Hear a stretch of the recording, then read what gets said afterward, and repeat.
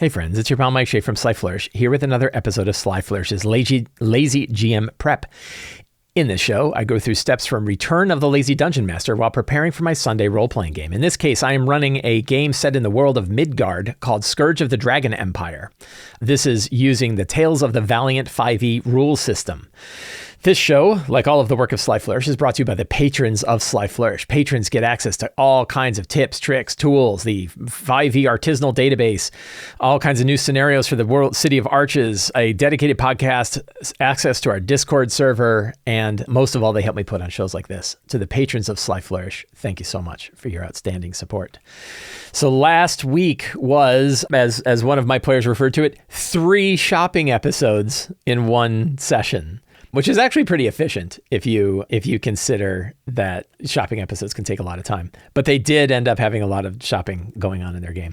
Luckily, this game, I don't even know if we had a battle. I think we had 3 hours of our game with a lot of decisions being made, a lot of interesting tense situations that occurred, but no combat. Now, I did offer a battle to them, where they were going through a big, massive cavern and they saw a bunch of ghouls that were devouring the dead bodies of some ghost walkers who are like, they're like cannibalistic underground humanoid underground dwellers, chuds that the characters had killed previously.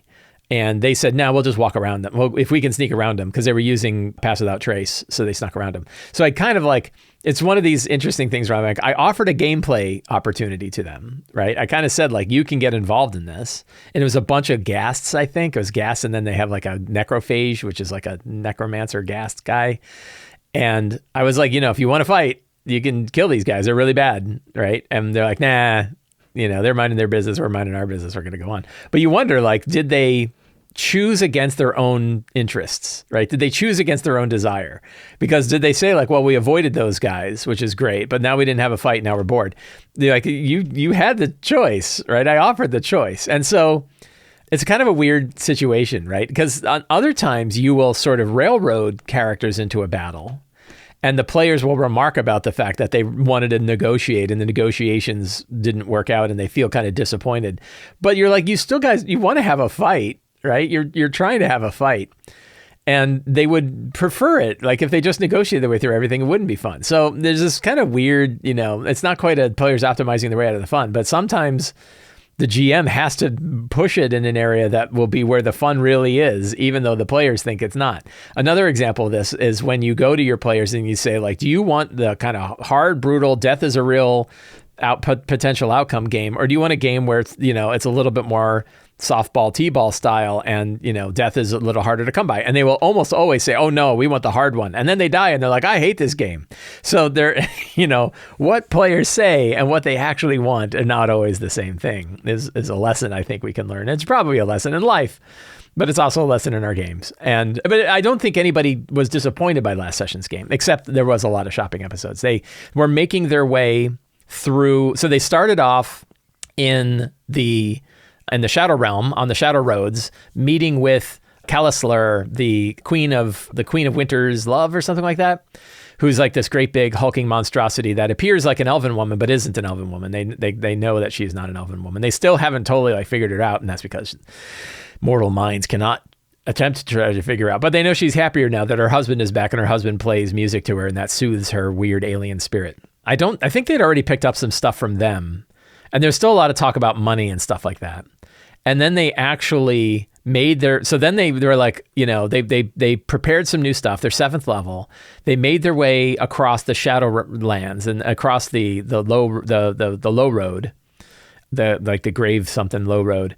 But they were escorted along the way by these devils of Kalisler. She has these ice devils that kind of work with her, and they all are shaped differently. And so they escorted them.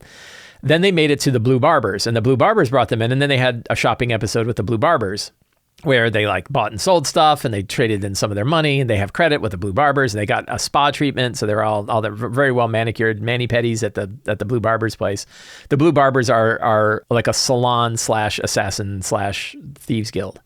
And so they talked to them for a while, and then they made their way back from the Shadow Roads back into Midgard, bypassed the ghouls, and then made their way back to 440 Fingers, They figured out, so it was cool. They figured out the puzzle. I was very happy that they figured out the puzzle about putting all your arms. Four of the characters had to stand behind a statue that was a statue of Nakrash and put their arms and their heads out. And when they did that, they phased through the statue, showed up in the shrine of Nakrash over on Midgard's side, freaked out their patron who was praying at the time to Nakrash, and then came there. So then they were back in 440 Fingers.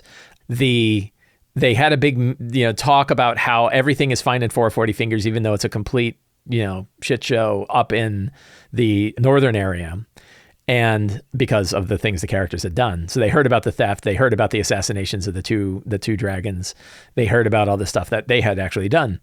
And then they were invited by the leader of the current 440 Fingers, who's the rich uncle of the guy who used to run 440 Fingers, who said, like, I hear that you guys are strong guard and mercenary types, and I want you, I'm going to pay you the fine sum of 20 gold pieces each to hunt down and find these malcontents who have done these brutal assassinations and things like that. And this is just the beginning. You may get so much more. And they're like, 20 gold. Thank you so much, sir, for your fine support.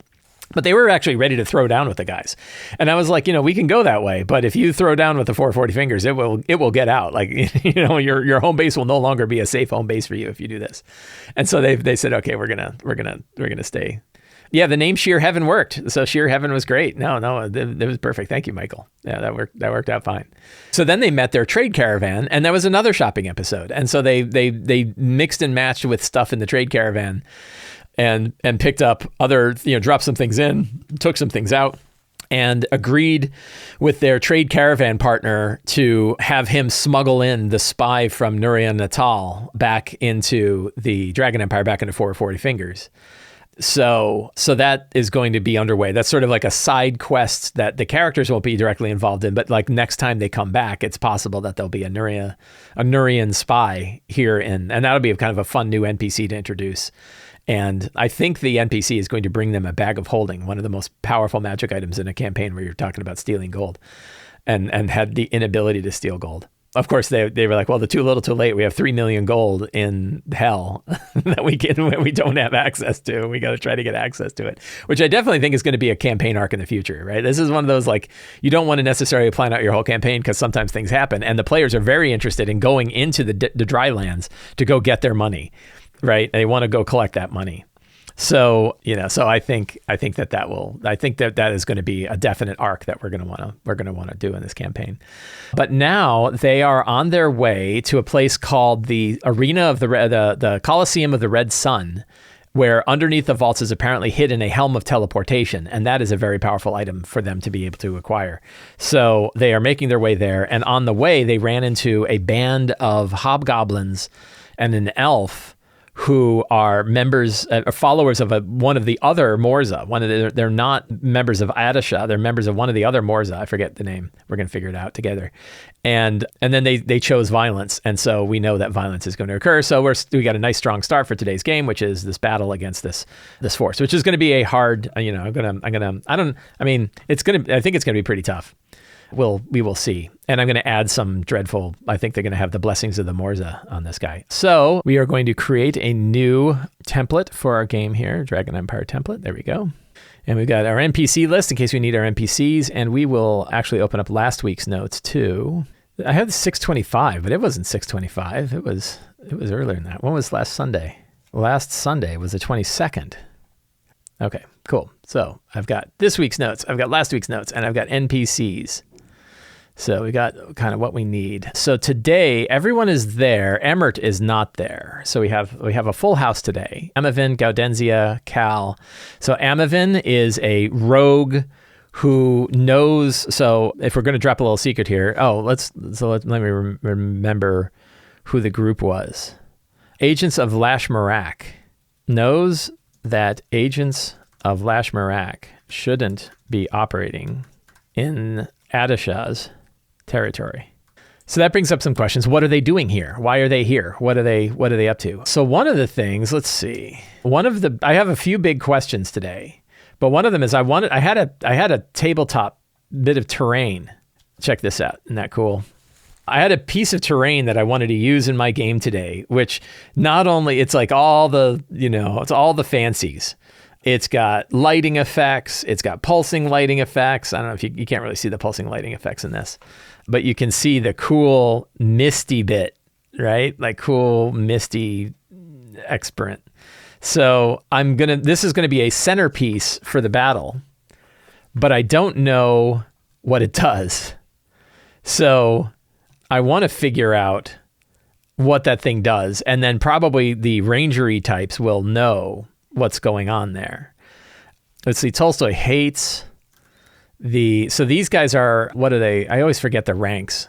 That should be another thing I pull up here because I got it in my notes here. That's probably under campaigns. Ranks of the Dragon Empire. So this is probably a Tamarli. Hates the Tamarli. And killing one is always a joy. Rowan is our fighter. Feels good about saving so many lives because the player hasn't been around in a bit. It feels good having saved so many lives in the Southern Dragon Coil regiments. Mateo as a mechanist type, I still come back. We're going to come back to these three because I think they're going to be tied to. So Cal probably remembers that villages got wiped out here in the region. So the battle is the Agents of Lashmarak, which is going to include a young red dragon, 2 hobgoblin commanders, and 8 hobgoblins. I already did some encounter math calculations on that and discovered that is right below a deadly encounter using the encounter benchmark in Tales of the Valiant, which is the same as the lazy encounter benchmark that I use because I wrote it. So, and I think we're just going to, in the scenes area, I'm going to put a lazy encounter benchmark note in here. So they are 7th level, so 21. That's an easy benchmark to figure out. I don't know that I need it, really. So the strong start is facing the Agents of Lashmarak, and then journey to the Colosseum. And we definitely need to start thinking about a map for this whole thing and planning their approach. So let's take a look at our secrets from last week and see if there's any secrets we can harvest. So a lot of these, so Tamarli Morris Gemborn, the uncle has come to 440. Fame's Wormwatcher, the uncle came. We saw that. Quinn Sable, the Major Domo, remembers the characters. We remember that. Fame's Wormwatchers are proud of the fact that 440. Yes, we did that. Wanting to be proactive, Fame. Yes, we did that. Kaizia Tiger Spur, the agent of Nurian Natal, wants to be smuggled into the 440 fingers. So we probably need to add Kaizia to our NPCs. So we've got that. But that secret has already occurred. The fall of Kiprion and Romello put a great strain on Ibelin from the Morza. Not super important. Various city-states used the Colosseum of the Red Sun for joint games and alliances before the Dragon Empire. It was used as an execution ground. This one we can move forward. Adisha will not be forgiving about Ibelin losing his coin. He considers a debt. I don't think we really need that. Aberrant creatures have taken over. Some mind-shattered wanderers speak the word din. Treasure hunters of Adisha have arrived at the Colosseum, are seeking the helm as well. So a couple of those we can use. That one's not super important. So we only have 3 secrets to carry over this time. We actually burned a bunch of secrets in the last game, which is good. It was a very efficient game. So some questions we need to answer. So I think I want to start. We might as well start with like where the actual game is going to start, which is going to be this cool. Look, I'll play it again so you can see it. Ooh, look at the smoky bit. You see the smoky coming out of that. So I have this. For the sorry podcast listeners, I have a glowing obelisk on like an ancient stone kind of thing, and it's glowing and there's smoke coming out of it. And I want this terrain to have like a cool effect. And I'm not sure exactly what effect I want this thing to have, or even what it really is. So my general argument is that we should almost always start by considering the story. So that says like, well, what is this thing? And I think, so does it belong to the Dragon Empire, or is it even pre-Dragon Empire? So we can look back at the Pantheon. This is I'm looking at the Midgard World Book now, and decide what, who this could be. Like what what could this be tied to? So Mott would be an obvious choice because, but I'm already dealing with Mott a lot. So I don't know that we need another sort of thing for Mott. And that could draw the players away from like their main goal because they know that Mott dwells in the drylands. They know their 3 million gold is in the drylands. They're eager to go to the drylands to go try to find out how to get their gold. But we don't want to do that now. So we probably don't need there's certainly, this is the desert, so we don't need the northern gods. It's probably not the crossroad gods either, who are kind of newer gods. So dragon gods would make sense. There's Azaran, the Lord of the Four Winds. So here are the major gods of the Dragon Empire. Azaran and the various things. Baal, who they dealt with before. Kesbatan, miners, builders, scholars, soldiers. Segatan, sailors, fisherfolk, and healers. So Baal, I think they've already kind of dealt with Baal. And the question is like, the altar here is probably older than the Dragon Empire.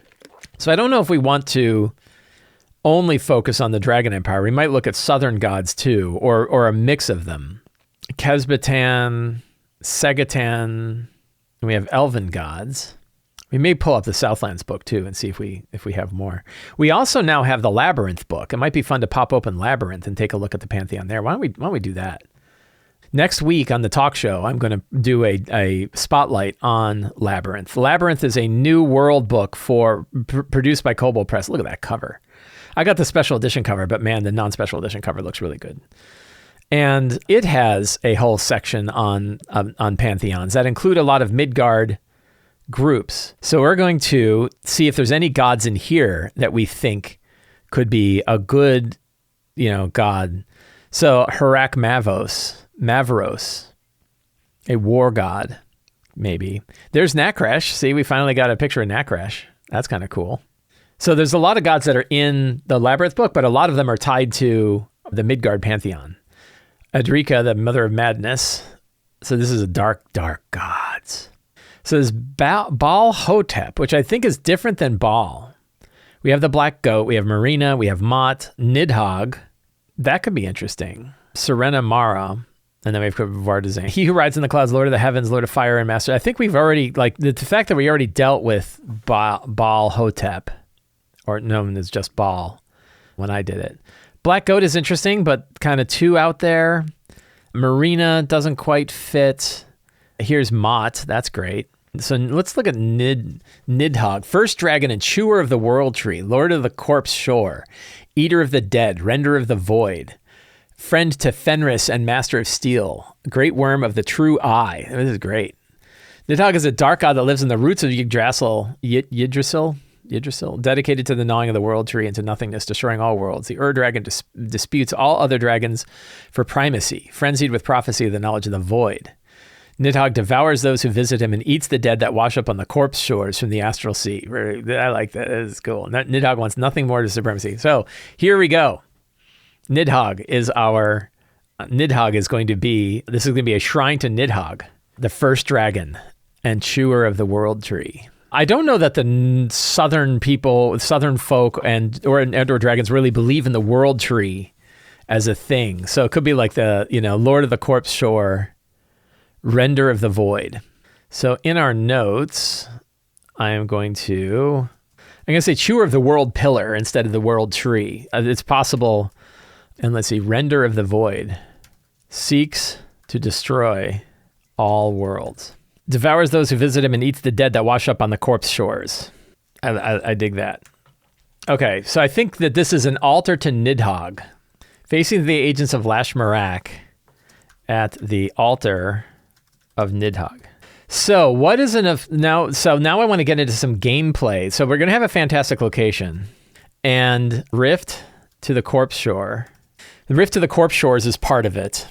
And we could have a blessing of Nidhogg.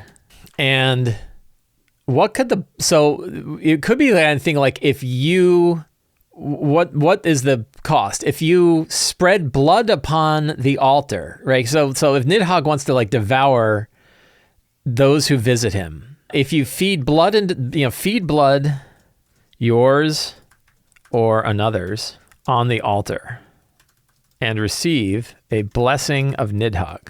And what can the blessing of Nidhogg do? So you can, it essentially acts, So it's three luck points, automatically gain 3 luck points, or use it for a reroll.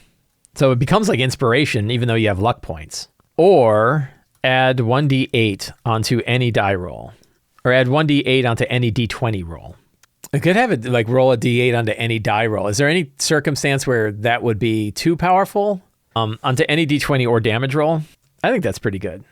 So the idea is like if you go up onto the altar and you like kill someone on the altar, or you drag their body and spill their blood upon the altar, or you put your own blood onto the altar, but you have to put a significant amount. It's like how much damage would you have to take?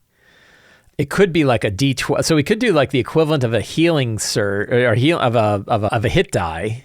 Like you could give up a hit die, but they're giving up a hit die isn't anything because they know they're just going to rest right afterwards and get their hit dice back anyway. So I think they will have to take 2d6 damage, but that doesn't feel like it's worth it. Like you're not going to want to take 2d6 damage to get 3 luck points or a reroll or add a d8 onto any d20 or damage roll. That's not a lot. That's not enough. So I think like a d12, because a d12 is nice and swingy.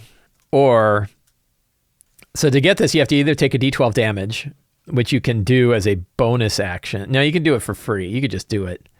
Or kill someone on the altar. That can also, I think that feels kind of fun, right? What do folks in chat say? Yeah, so I think that works. And I got some Secrets of Nidhog in here. And I know who they're going to face. So that feels good. They are going to be facing, so what's the name of the young red dragon? Did I have a name for him last time? Yeah, Salos Goldtooth was the name of the dragon. So we'll put that in here. Facing Salos Goldtooth and the Agents of Lashmarak, who are hobgoblins. And the hobgoblins could have a fun name. We'll use my random name generator here. The Cloud Raisers. The Cloud Raisers is kind of cool. That works. And then they go to the Colosseum of the Red Sun. So now at the Colosseum, there's probably, so this is actually going to feel, and I'm a little nervous about this. I think trying to figure out a way to shake this up a little bit would be good. But before we even like dig into all this, let's start looking at maps. So I'm going to look at Dyson Maps. I have them linked off the artisanal database. We have Dyson Commercial Map Gallery. We'll pull this up. Wait for that to load. I can at least get the thumbnails straight. These are this Dyson Map Selector is a feature for patrons of Sly Flourish. A downloadable set of about 600 maps that you can choose from for your game. This looks kind of cool. Yeah, it's kind of a C thing though. Oh God, I just closed the window. I didn't mean to do that. There we go. So I'm kind of looking for a map of a overland location and then a map of the arena itself. And there's not many arena maps. Now I actually have an arena and situation and fantastic layers that I can use. So if I don't find anything that grabs me, I'm going to default to that. But I thought it'd be fun to look at the Dyson maps and see kind of what we get. So I'm looking for 2 different maps. I'm looking for an overland map and I'm looking for this is kind of neat. We'll move that in a new tab. That's too small, but it could be kind of neat. An overland map and an arena map. And I think there's kind of like 3 or 4 locations in this place. There's the overall sort of ruined city that surrounds the arena or the Colosseum. There's the upper Colosseum itself. There's the lower reaches of the Colosseum, which is actually where the helm is going to be. That's going to be kind of a traditional dungeon. And then there's like probably like a keep where the followers of Adisha have taken over, and that's their operating place. So there's we're going to have a handful of different locations for this. Now the dungeon underneath can be pretty much anything. So I don't need to worry about that too much. Any kind of dungeon complex can work. This one, let's take a look at this guy. I think this is pretty good.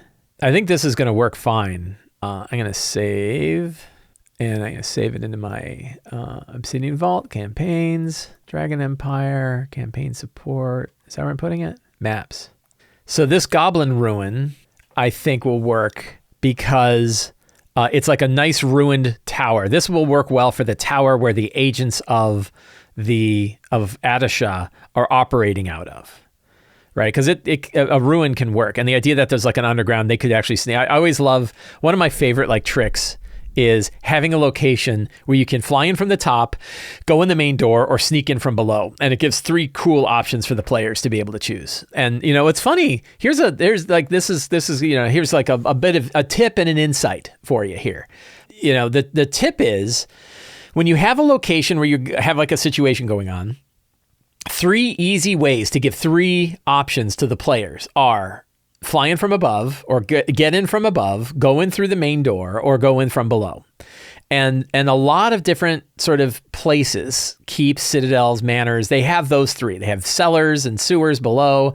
They have, kind of open windows or open towers above. And then they usually have some kind of main doors or secondary doors on the main level. And it gives choices. What's funny is you will run into GMs who say things like, oh, the fly spell breaks my game because they can just fly in from the top. And the answer isn't like, well, you got to be mad about fly.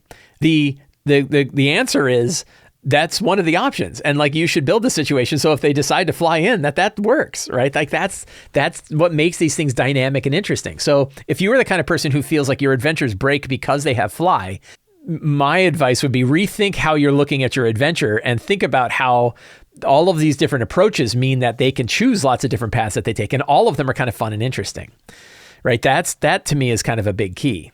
Anyway, so that's cool. So I've got one of the 3 maps now. I still need a sort of overland map. I need a dungeon map below, and really anything will do. Let's take a look at this guy here.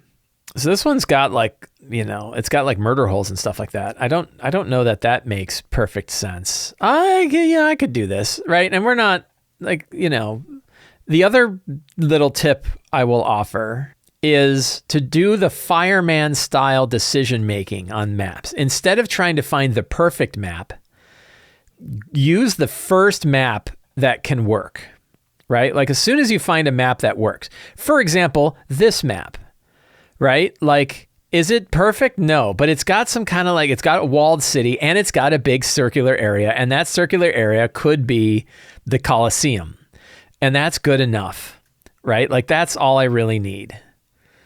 So now I've got the town that surrounds it.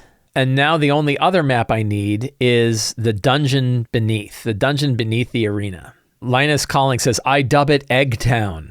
Eggtown it is. What other? So is there anything special about the vaults underneath the Colosseum? Like what were those used for? So they were obviously like trap rooms beneath the Colosseum that held prisoners and had other things going on down there.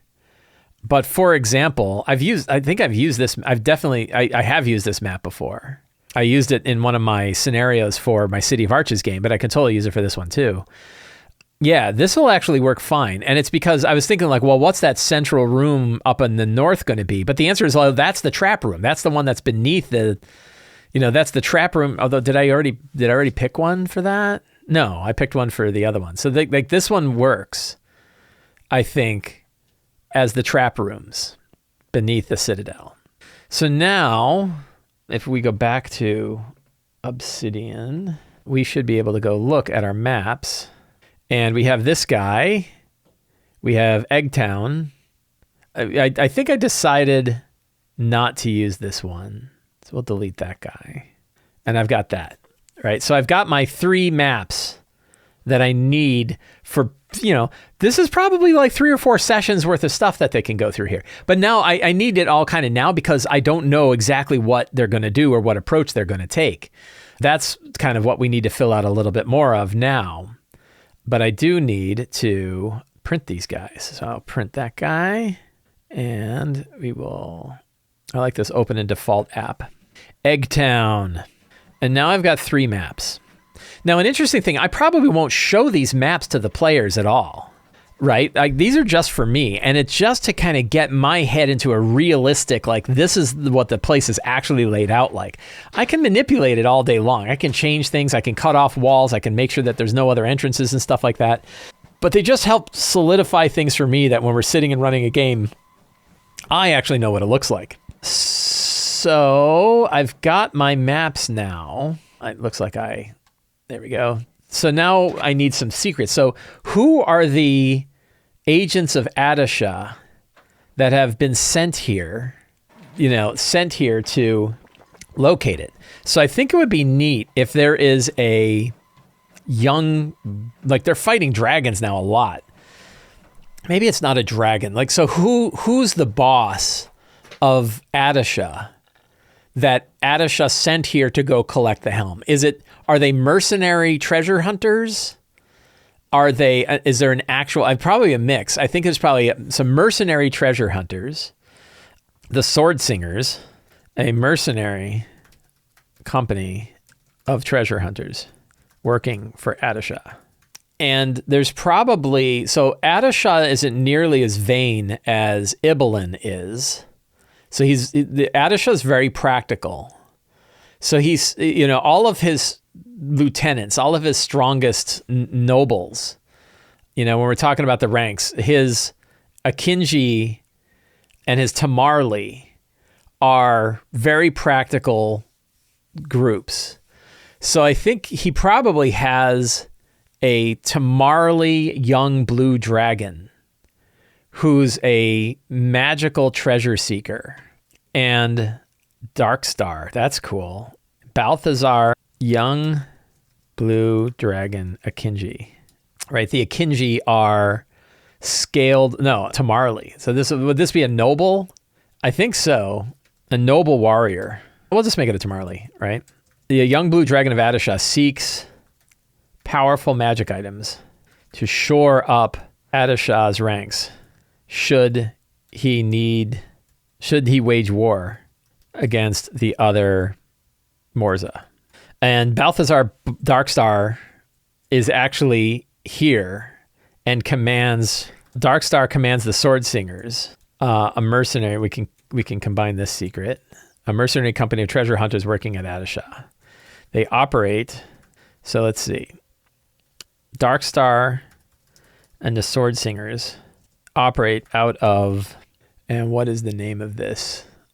Not Eggtown. Does it have a name? It's just called the Goblin Ruins. The Goblin Ruins of Stormwatch, Sandwatch. Sounds like sandwich. That's not great. Stonewatch. So there's a Goblin Ruin of Stonewatch, and they took it over, and now they operate out of those Goblin Ruins. Darkstar. So have they... Yeah, so this is going to be very similar conscripted people of the people of the Sands to hunt for the helm in the arena. So we need a name for the village. We need a name for the town, the walled town here. And the town of Coppervein surrounds the Colosseum of the Red Sun. It was a mining town before the dragons came. A powerful otherworldly force came to Coppervein, and now those few who return from their expeditions have their minds splintered and speak of Din. 1, 2, 3, 4, 5, 6, 7, 8, 9. One more secret. Other aberrant horrors lurk in Coppervein and the hidden subterranean corridors, passages beneath. Cool. All right. So that's good. Din is a sand aboleth. I'm making that up. You can't stop me. You have no power over me wanting to have a sand aboleth. And so I'm making a sand aboleth. Let's do treasure real quick. I am going to use my normal lazy 5e treasure generator. They are tier 2. Generate it, and we hit this. And we'll just paste it in and see how it looks. A bunch of silver, a bunch of gold, a bunch of platinum, some gemstones, draconic flooded ceremonial gold-etched full plate armor. Woo! I don't know what flooded means. Oil of etherealness, a calm emotions spell, a +1 crumbling cyclopean axe that casts hellish rebuke. Let's make this something else. Crumbling cyclopean. I like a thing that casts hellish rebuke. I think we already have something that casts Hellish Rebuke, though. We're going to go and we're going to find a weapon here. We'll do unique weapons. Bestial Moontouch Ballast that casts Force Gauge. That's too powerful. We're not doing Force Gauge. Blink, Dwarven Astral Dagger that plus Blink. Ooh, that's pretty cool. I think we like that. People love Blink. Is it Dwarven? We'll make it Elven. An Elven Astral Dagger that casts Blink. Cool. Shadowy Frozen Portrait that casts Finger of Death. I don't know about a portrait. Let's find something else. Let's go to relics. A monocle, a shadow touched aberrant eye that casts Finger of Death. That sounds cool. I like that. So where were we? Let's go to our Obsidian notes here. And what I need to figure out. So I've got like maps and stuff like that. So there's sort of two main areas of occupants that I need to think about, which is we have the mercenary company, the sword singers. So they could be of mixed ancestry and, your typical veterans, mages, priests, and so on. They might have some ogres would be fun. They could have some ogre mercenaries that operate with them. Maybe a couple of giants. And maybe the leader of the sword singers is a fire giant. What does a fire giant look like in... Fire giants are CR9. But that could kind of be cool. We'll reskin him as like a desert giant. And that the leader of the sword singers is a fire giant. And maybe they have some hill giant, some hill giants as well. So those are the sword singers that are hired. And then we know that Darkstar is a young blue dragon and probably a blue dragon mage, right? So then we need... Oh, and we could have bandits, veterans, mages, priests, ogres, hill giants, and a fire giant. Then we have the Colosseum occupants. I might as well learn how to spell Colosseum. And these are going to be aberrants. So let's look over one of the great things that the Tales of the Valiant Monster Vault has is they group monsters together. So you can look at, let's see if I can find it here. They have the terrain, but they also have the group type. So aberrations, right? See, so we have like, here are all the different kind of, Darrow would be great, right? So we have Aboleth, of course, and Chul. I know we wanted some Chul. Cloakers, gibbering mouth, insatiable broods. I'll have to look them up. I don't know what a Mordor vermis. Take a look at those. Starcrow. I wonder what that is. They've already faced a voidling, so I don't think we're going to have voidlings. I think that aboleths. So I think like, and we'll have like aboleth thralls, right? I think that works. Let me look at insatiable. Ooh, look at this is cool. It's a swarm of these like, gnawing swarms. That's perfect. I like that.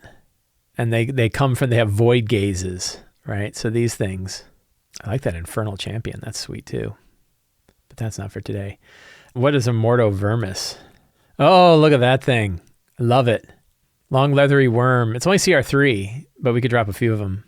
And that would make sense because they could be like direct children of the Aboleth Din.